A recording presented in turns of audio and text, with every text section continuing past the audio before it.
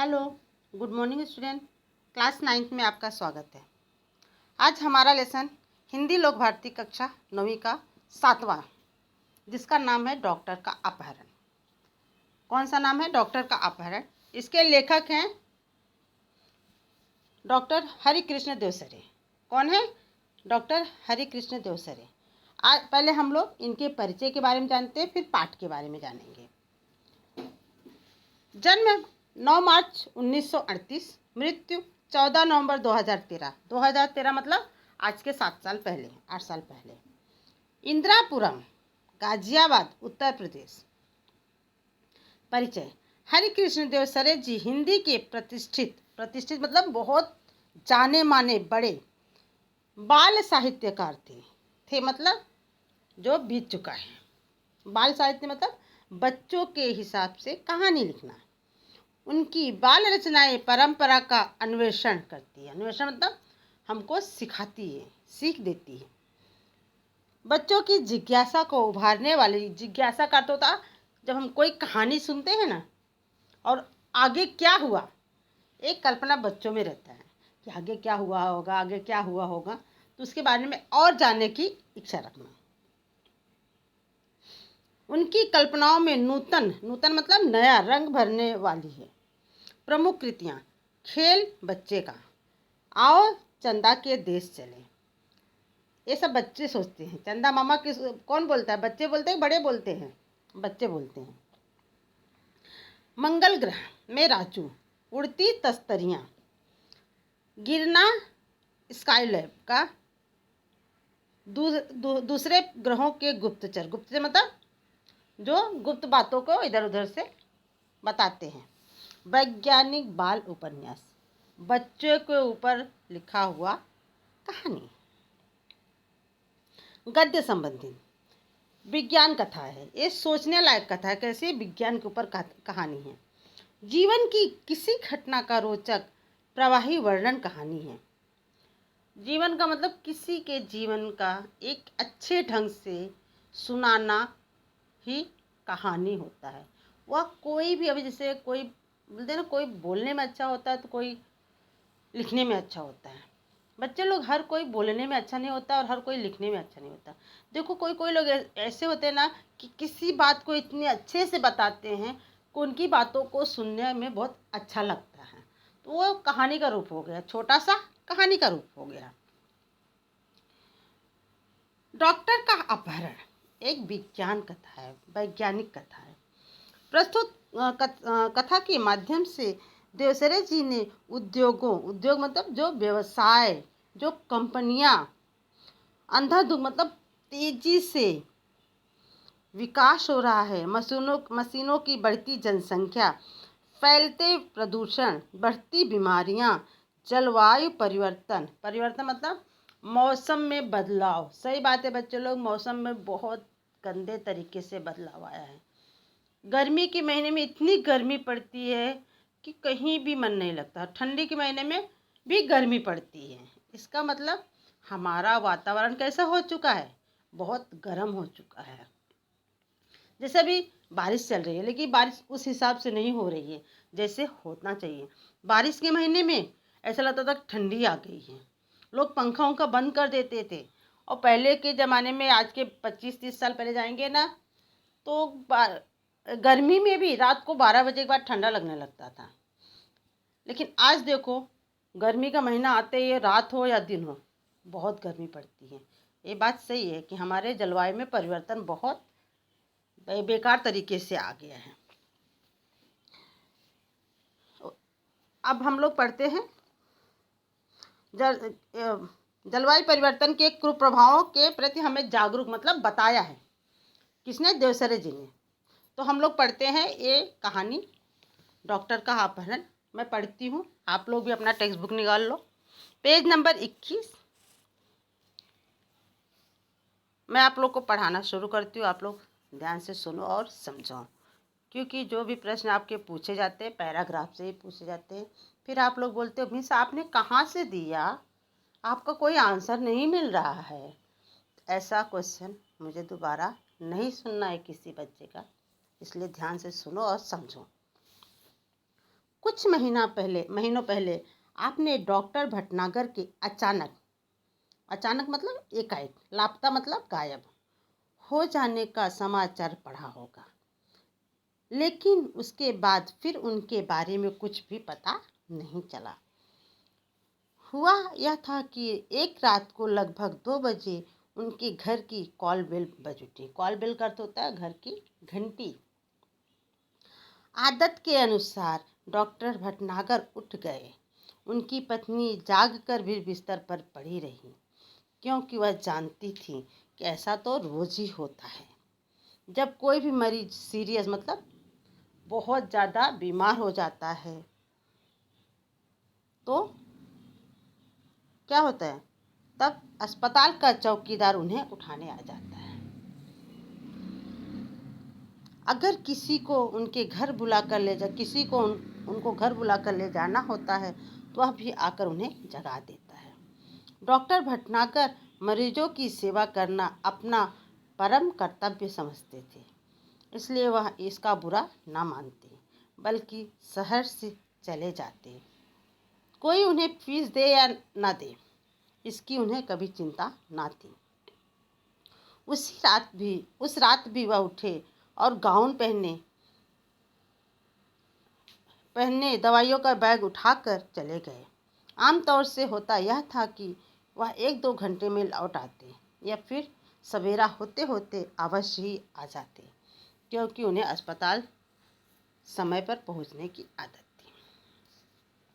यहाँ शुरू में लेखक ने बताया है कि जैसे कि समाचार पत्र में लिखा था कि डॉक्टर भटनागर गायब हो गए, एकाएक अचानक लापता हो गए। कैसे हुए थे? एक रात उनके घर की 2 बजे के लगभग बेल बजी।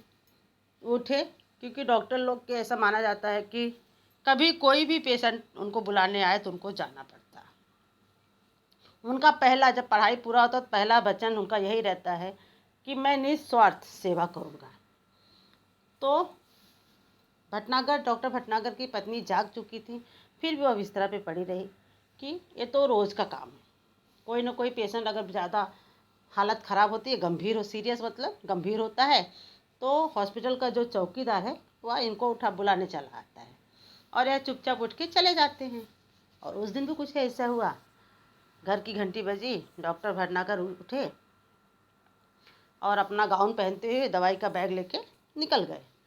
लेकिन आश्चर्य की बात यह हुई कि वो उस दिन वापस नहीं आए। भटनागर जी की पत्नी को लगा कि शायद रात में नहीं आए तो सुबह आ जाएंगे, लेकिन जब सुबह नहीं लौटे तो सबको बड़ी चिंता हुई। किंतु उस दिन जब देर सुबह तक डॉक्टर भटनागर नहीं लौटे तब उनकी पत्नी चिंतित हुई।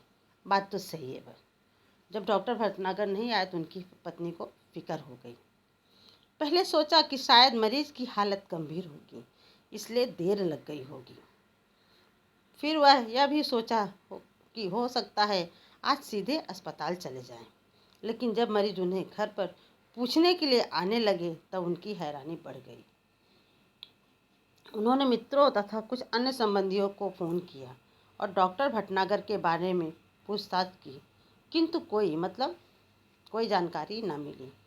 कुछ देर के लिए वह यही मान बैठे कि शायद वो किसी दूर के गांव में गए हों और किसी कारण से जल्दी वापस ना आ पाए हों। डॉक्टर भटनागर की पत्नी को लगा, पहले जब सुबह तक नहीं आया तो उनको चिंता हुई, फिक्र हुई। फिर उनको लगा कि शायद वो कोई मरीज़ ज़्यादा तकलीफ में होगा, ज़्यादा सीरियस होगा, इसलिए वो उसकी हालत देखने चले गए होंगे। लेकिन जब मरीज़ लोग घर पे आके डॉक्टर भटनागर के बारे में पूछने लगे तो उनको ज़्यादा फिक्र होने लगी कि डॉक्टर भटनागर गए कहाँ। फिर भी वह यह सोची कि शायद डॉक्टर भटनागर किसी गांव के दूर दराज में गए हों, जहां से आ पाना उनके लिए मुश्किल हो रहा हो। देर सवेर आएंगे, लेकिन वह वापस जल्दी नहीं आ पाए। शाम तक भी जब डॉक्टर भटनागर नहीं लौटे तब उन्हें पुलिस स्टेशन को फ़ोन करना। किसको? पुलिस स्टेशन को। जब शाम तक डॉक्टर भटनागर नहीं आए, अपने रिश्तेदारों से पूछ डाला, भटनागर जी की पत्नी ने, नाते रिश्तेदार थे, सबसे पूछा। जब हॉस्पिटल के सब मरीज घर पे आके पूछने लगे कि डॉक्टर साहब कहाँ हैं और शाम तक जब डॉक्टर भटनागर नहीं लौटे तब उनकी पत्नी ने क्या किया, पुलिस स्टेशन फ़ोन किया। डॉक्टर भटनागर का इस तरह गायब हो जाना पुलिस के लिए भी हैरानी का कारण बन गया। मतलब अचानक गायब हो जाना पुलिस को भी सोच में डाल दिया। चारों ओर खोज शुरू हो गई। वायरलेस से संदेश भेज दिए गए। वायरलेस मतलब वॉकी टॉकी आप बोलते हो ना, पुलिस के पास जो रहता है, वो लोग क्या करते हैं, फटाफट एक दूसरे को संदेश भेज देते हैं कि फला नाम का आदमी है, यहाँ से गायब हुआ है, इसका एक फ़ोटो है, कहीं दिखे तो बता दो। जैसे मुंबई में पूरा जितना भी पुलिस चौकी है, वो लोग वायरलेस फ़ोन के माध्यम से एक दूसरे को संदेश दे देते हैं। क्योंकि अगर फ़ोन वायरलेस मतलब जिसका कोई वायर नहीं रहता है, अगर वायर में कैसे कभी वायर नहीं है, कभी नहीं लगा, कभी कुछ डिस्कनेक्ट है, लेकिन वायरलेस फ़ोन में यही रहता है कि वो लोग एक दूसरे को बिना कहीं से भी एक दूसरे को संदेश दे सकते हैं। डॉक्टर भटनागर के गायब होने का समाचार बिजली की तरह, बिजली मतलब जिससे लाइट है ना, एक घर एक जगह चालू करो फटक से चालू हो जाती है, वैसे ही पूरे शहर में फैल गया। उनकी पत्नी खोज के लिए केवल इतना ही सूत्र दे सकी कि डॉक्टर साहब अपनी कार में नहीं गए। उनकी पत्नी ने बताया कि डॉक्टर साहब जो गए हैं वो कार से नहीं गए, घर की किसी गाड़ी से नहीं गए हैं। उन्हें लेने कोई गाड़ी आई थी। मतलब वो बताते हैं कि उनको लेने के लिए कोई ना कोई गाड़ी आई थी, वो अपने गाड़ी से नहीं गए हैं, जिसके बड़े पहिए के निशान उन्होंने सवेरे घर के बाहर सड़क और फुटपाथ पर देखे थे। डॉक्टर साहब की पत्नी ने पुलिस वालों को बताया कि ये तो मुझे पता है कि डॉक्टर साहब घर के किसी गाड़ी से नहीं गए हैं, बल्कि जो उनको लेने आया था वह खुद अपना गाड़ी लेके आया था, जिसके पहिए बहुत बड़े बड़े थे, और उसका निशान उन्होंने अपने घर के बाहर सड़क पर देखा था। जाहिर था कि डॉक्टर साहब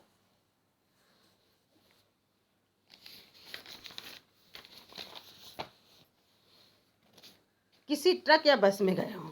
वो बोलती हो सकता है जो गाड़ी के पहिए बड़े बड़े थे तो किसी ट्रक या बस में गए हों। मोहल्ले वालों ने से पूछताछ करने पर भी कोई जानकारी ना मिली।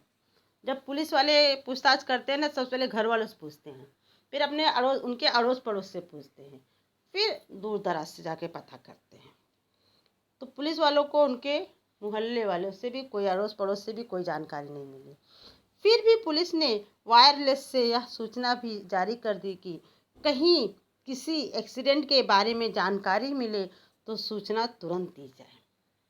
मतलब अगर कोई व्यक्ति अपने घर नहीं पहुंचा है, उसने कोई संदेश नहीं भिजवाया है, तो लोग दूसरे बार में क्या मान लेते हैं कि कहीं वह कुछ उल्टा सीधा तो नहीं हो गया है। तो पुलिस वालों ने पूरे शहर में यह बता दिया, वायरलेस के माध्यम से संदेश दे दिया कि अगर कोई कहीं एक्सीडेंट का पता चले तो तुरंत पुलिस वालों को सूचना दी जाए। कई दिन बीत गए, कोई सूचना नहीं मिली। चूँकि डॉक्टर भटनागर का कोई शत्रु भी ना था। बच्चे लोग बहुत कम होता है कि डॉक्टर लोग का कोई दुश्मन हो। डॉक्टर लोग का कोई दुश्मन नहीं होता है, इसलिए यह शंका करना व्यर्थ था कि उनकी हत्या कर दी गई। यहाँ पे पुलिस वालों को यह पता चला कि डॉक्टर भटनागर जी का कोई दुश्मन नहीं था, इसलिए किसी प्रकार का झूठा संदेह नहीं किया जा सकता कि उनकी कोई हत्या कर दिया गया होगा। पुलिस अब केवल दो ही सूत्रों, मतलब दो ही तरीके पर, दो ही निशाने पर विचार कर रही थी। यह कि कुछ गुंडों ने उन्हें छिपा लिया हो और सब उनकी पत्नी से मोटी रकम की मांग करें। दूसरा यह कि कोई डाकू दल उन्हें किसी डाकू का इलाज करने के लिए ले गए हों। अब पुलिस वालों को लगा कि उनका कोई दुश्मन नहीं है, तो उनको दो नतीजे पहुंचना पड़ा। पहला को हो सकता किसी गुंडे बदमाश ने उनको अपहरण कर लिया हो और पैसे के लिए उनकी मिसेस को फ़ोन करे, या कोई डाकू उठा ले गया हो और किसी डाकू का इलाज करने के लिए। दिन पर दिन बीतते गए, डॉक्टर भटनागर के बारे में कोई जानकारी ना मिली। दिन पर दिन मतलब एक एक दिन बीत गए, लेकिन डॉक्टर भटनागर जी का कोई अता पता नहीं मिला। उनके इस तरह रहस्यात्मक ढंग से गायब हो जाने से न सिर्फ पुलिस परेशान थी, बल्कि लोग भी भयभीत हो गए, मतलब डर गए कि अचानक गए कहाँ। महीने बीत गए, दिन बीत गए, महीने बीत गए, लेकिन उनका कोई संदेश नहीं आया, कहीं अता पता नहीं है। तो पुलिस वाले परेशान थे ही, लेकिन जो उनके अड़ोस पड़ोस जो उनको जानते थे सब परेशान हो गए कि आखिर वो गए कहाँ। यही कारण था कि डॉक्टर भटनागर गायब होने का समाचार केवल एक ही बार छापा गया और बाद में भय का वातावरण बन जाने के डर से उसे दबा दिया गया। लेखक ने बताया कि डॉक्टर भटनागर का जो अपहरण हुआ था, जो गायब हुए थे, बस एक ही बार समाचार पत्र में छापा गया और उसके इस तरह से गायब होने का समाचार लोग अगर पढ़ने लगेंगे तो पैदा हो जाएगा। तो लोग घर से बाहर निकलने में डरेंगे, रात में दरवाज़ा खोलने से डरेंगे। तो इसलिए इस समाचार को दबा दिया गया। धीरे धीरे कई महीने बीत गए। श्रीमती भटनागर निराश हो चुकी थी, हताश हो चुकी थी। उनकी हालत पागलों जैसी हो गई थी। बात तो सही है बच्चे लोग, अगर किसी का पति बोलते हैं ना, कोई मर जाए तो एक बाद धीरे धीरे सब्र हो जाता है, लेकिन कोई गायब हो जाए ये कभी किसी को बर्दाश्त नहीं होता, क्योंकि उसको चारों तरफ ऐसा लगता है कि अभी आ रहे होंगे, अभी आ रहे होंगे। बोलते हैं आशा लगी रहती है, कहीं कोई दरवाजे पे बेल बजाया, हो सकता है भटनागर जी हो। तो उनकी पत्नी एक तरह से पागल हो चुकी थी। वो हमेशा अपने पति को ढूंढती रहती थी। हर रोज़ सुबह उठती और दरवाजे पर आकर खड़ी हो जाती, जैसे वह डॉक्टर भटनागर के आने की प्रतीक्षा कर रही है। बच्चे लोग बात सही है, जब कोई गायब हो जाता है तो आंखें हमेशा इंतज़ार करती रहती, जैसे कोई अपना बाहर जाता है, जब उसका आने का समय व्यतीत हो जाता है और वो नहीं आया रहता है, तो हम हर क्षण उसका, जब तक वो घर पे नहीं आता है तब तक हम रास्ता निहारते रहते हैं ना कि अभी आई क्यों नहीं, आया क्यों नहीं, आई क्यों नहीं। तो ऐसे डॉक्टर भटनागर की पत्नी रोज़ सुबह उठती और डॉक्टर भटनागर के लिए दरवाजे पर खड़ी होकर प्रतीक्षा करती कि शायद आज आ जाए, शायद आज आ जाए। कई महीने बाद एक दिन श्रीमती भटनागर के दरवाजे पर फिर से वैसी ही गाड़ी के पहियों के निशान देखे। अब यहाँ लेखक बोल रहे हैं कि कई महीने बीत जाने के बाद श्रीमती मतलब डॉक्टर भटनागर की पत्नी ने दरवाजे पर फिर से वैसे ही गाड़ी के पहियों के निशान देखे। उन्हें लगा कि शायद भटनागर साहब आ गए, लेकिन कहाँ हैं? उन्हें तुरंत पुलिस को सूचना दी। खोज जारी हो गई। पुलिस का एक दल उनके घर पर भी आया।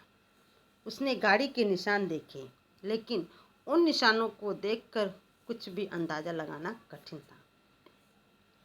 हाँ, एक सीडी अवश्य मिली जो लिफाफे में बंद थी और उस पर श्रीमती भटनागर का नाम लिखा था। उस सीडी को तुरंत सुनने की व्यवस्था की गई। सीडी बजते ही सभी लोग हतप्रभ मतलब आश्चर्यचकित रह गए। उसमें डॉक्टर भटनागर बोल रहे थे। अब देखो, कई महीने बाद, मतलब कई महीने बीत गए, उसके बाद श्रीमती भटनागर जी को एक दरवाजे के बाहर फिर ऐसे गाड़ी के पहियों के निशान दिखे और उनको एक सीडी भी मिला। उन्होंने क्या किया, तुरंत पुलिस को बुलाया। जैसे सीडी हाथ में आई, उसको फिर से सुनने के लिए सब लोग व्यवस्था किए गए और जब सीडी चालू किया गया तो उसमें किसकी आवाज़ थी? डॉक्टर भटनागर की आवाज़ थी। और वो बोल रहे थे, क्या बोल रहे थे? तुम सब लोग मेरे लिए परेशान होंगे, शायद अब मरा हुआ समझ लिया होगा, लेकिन मैं जिंदा हूँ और बिल्कुल ठीक हूँ। तुम लोगों से कई करोड़ मील दूर मैं एक अन्य सौर मंडल, मतलब जो आकाश में अपने नक्षत्र हैं, ग्रह में हूँ। हम धरती वाले सोचते हैं कि शायद दुनिया में जो कुछ है वह हम ही हैं, लेकिन इस ब्रह्मांड में तो, इस ब्रह्मांड मतलब धरती से लेके आकाश तक, हमारे सूर्य जैसे ना जाने कितने सूर्य हैं और सभी के अपने अपने ग्रह हैं। उन ग्रहों पर दुनिया बसी है और हमसे वे लोग कई गुना ज़्यादा उन्नतिशील मतलब प्रगतिशील, आगे तरक्की की दुनिया में हैं।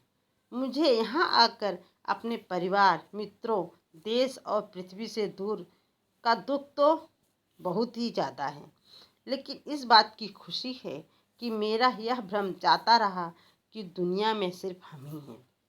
मुझे उम्मीद है कि पृथ्वी के लोग मेरी इस बात से कुछ सबक सीखेंगे।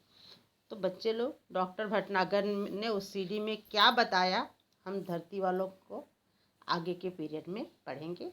तब तक के लिए थैंक यू।